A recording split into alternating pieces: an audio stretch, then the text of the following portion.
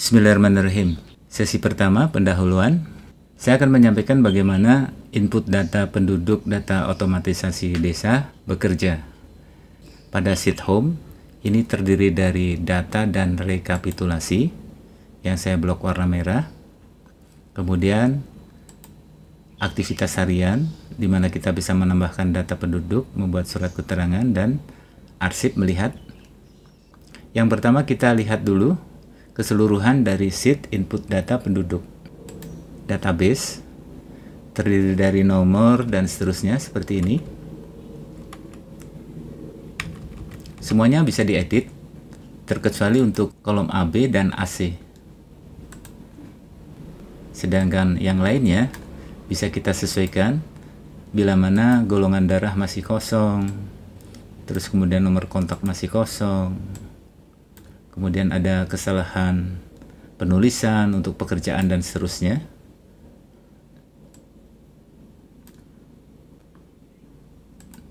Tersedianya akta lahir atau tidak. Ini yang database. Kemudian untuk rekapitulasi kependudukan. Jika di dalam database sudah terinput, sebagai misal di sini ada 10 data penduduk yang sudah diinput, maka pada rekapitulasi kependudukan ini akan otomatis muncul jumlah laki-laki, perempuan, jumlah kakak, anggotanya, kemudian ditambah bulan ini, dikurangi bulan ini, baik yang meninggal maupun pindah, dan akhirnya adalah di sini pada jumlah penduduk akhir bulan. Kembali ke home, kita akan lihat rekapitulasi data pendidikan. Ini juga sudah sama nilainya, 5 dan 5 ada 10. Pekerjaan, untuk pekerjaan ini harus sama persis dengan data yang diinput. Artinya saya sudah melakukan filter agar ketika admin menginput suatu data pekerjaan, ini tinggal dipilih sesuai dengan drop down list yang ada di sini. Ini adalah untuk menghindari kesalahan. Artinya bahwa seluruh data pekerjaan sudah masuk dalam sini, tinggal memilih. Kembali ke home. Data usia. Ini juga udah otomatis.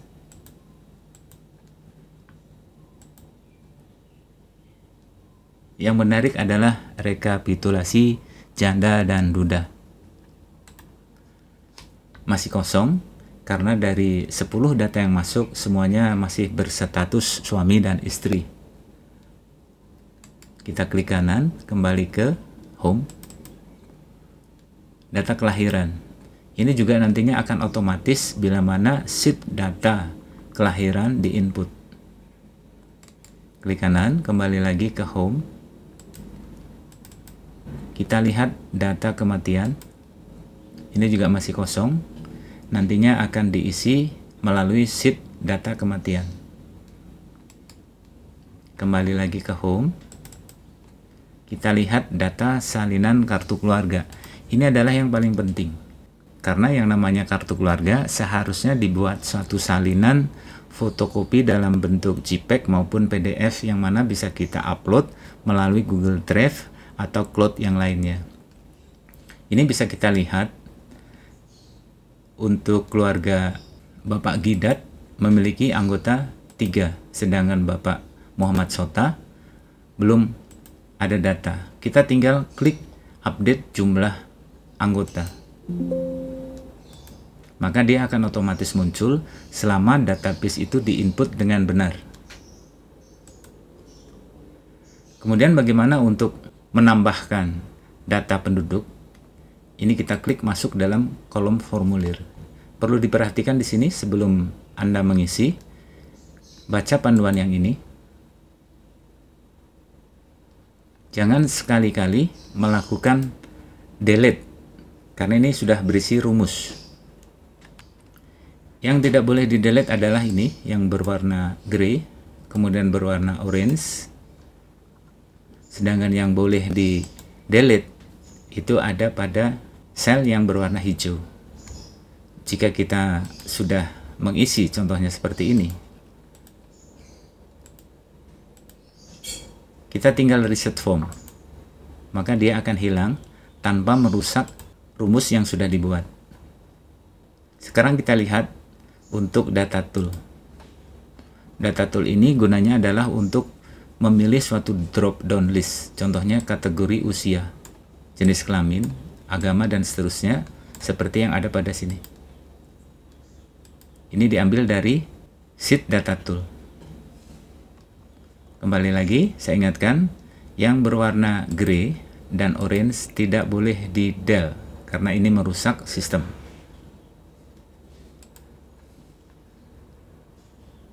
Jika Anda akan memperbaiki ini, silahkan tanyakan kepada saya. Selanjutnya kita akan ke sheet SKBN, surat keterangan belum nikah. Anda tinggal memasukkan sesuai dengan formulir seperti ini. Contoh SKBN adalah angka 1. Maka pada E4 kita ketik angka 1. F dan G sudah otomatis. Selanjutnya Anda tinggal masukkan nomor NIK berdasarkan database. Contohnya saya akan salin.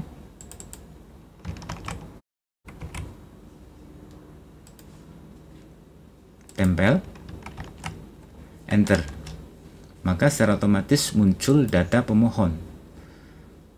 Kemudian silahkan sebelum Anda melakukan suatu kegiatan input data surat kependudukan, baca terlebih dahulu panduan pengisian. Keseluruhan dari angka 1 sampai dengan 22, terkecuali yang sempadan, ini tidak perlu dilakukan klik input ke surat keterangan, langsung klik pada sini. Oke, untuk kembali ke angka 1, SKBN belum menikah, kita input ke surat keterangan. Dia sudah otomatis disalin ke SKBN. Kita klik OK. Kemudian untuk melihatnya, kita tidak perlu mencari di sini, cukup klik buka SKBN. Maka datanya Irawati itu sudah otomatis sesuai dengan yang ada pada database. Karena ini contoh, akan saya hapus lewat sini. Maka datanya hilang. Selanjutnya untuk sheet SKOI, ini sama. Tinggal kita input saja dari formulir sini. Saya akan berikan contoh lagi. 2. Masih NIK yang sama, kita input ke surat keterangan. Buka SKOI. Dia sudah otomatis. Saya hapus lagi, kosong. Kita lanjut ke SKBPR. Cara melakukan inputnya sama. Demikian juga untuk yang lain. Saya akan bahas dulu untuk yang SKPP. Jika ada berdasarkan surat pengantar, maka di sini tugas Anda menulis nomor suratnya berapa, sebagai contoh 1, 2, 3, dan seterusnya. Silahkan, ini tidak muncul ke sini ya, karena posisi alignmentnya masih dalam Rapture. Maka kalau ini kita lanjutkan, dia akan muncul. Saya hapus. Silahkan atur jika pada sel di sini wrap toolnya itu aktif, silahkan dinonaktifkan. Untuk surat keterangan domisili, hal yang sama. Ini sudah otomatis nantinya.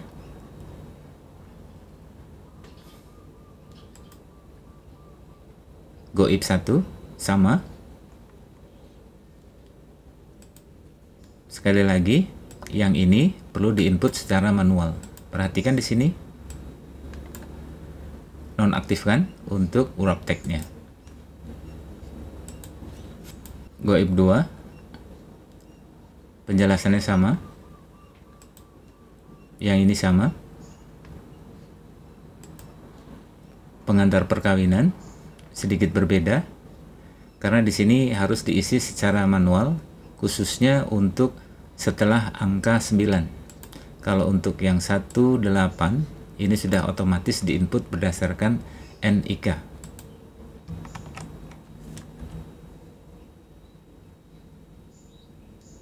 Sedangkan 9 dan seterusnya diisi secara manual. Ini sama.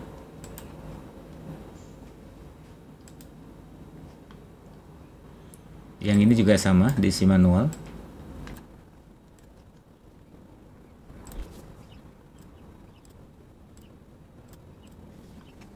Khusus untuk surat keterangan ahli waris, disinilah perlunya otomatisasi data dengan memiliki database yang lengkap dan akurat.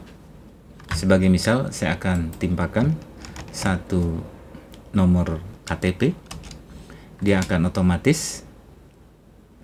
Akan tetapi karena di sini Ibu Irawati adalah bukan sebagai kepala keluarga, maka dia hanya memiliki 2 orang. Tetapi jika pada database yang kita input adalah suaminya,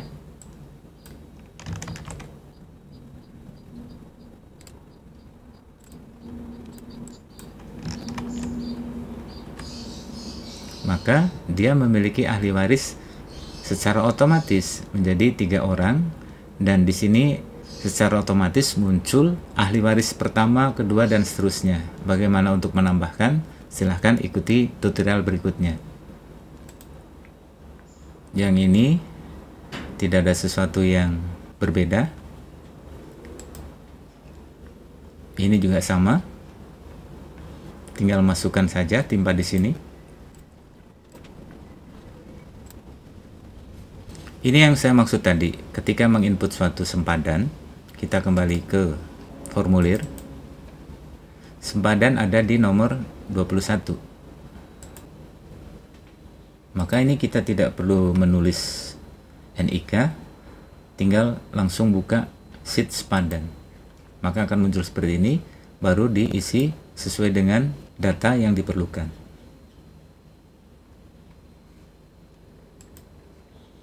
Pindah domisili sama. Ini nanti akan secara otomatis, jika saya masukkan data seperti ini, maka untuk alamat ini sudah secara otomatis masuk dalam bahwa yang bersangkutan tidak berdomisili lagi di sesuai dengan alamat ini. Sheet berikutnya adalah rekapitulasi data penduduk. Yang baru diinput adalah lingkungan Rempang KT, maka yang lainnya kosong. Totalnya jumlahnya 10. Kemudian arsip, ini adalah ketika ada suatu surat yang sudah diinput. Artinya, jika kita membuat satu formulir, contohlah di angka 3. Kemudian saya masukkan data.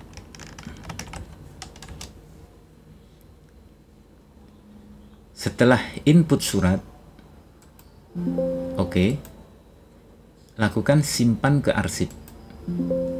Oke, maka pada arsip nanti akan kelihatan data surat keluar yang sudah diterbitkan oleh desa. Tanggal, tinggal kita tambahkan secara manual nomor surat sesuai dengan buku agenda teman-teman. Surat keterangan janda akan saya jelaskan pada sesi berikutnya. Jual beli tanah juga akan saya jelaskan pada sesi berikutnya. Demikian untuk sesi pertama, semoga dapat memberi manfaat. Terima kasih.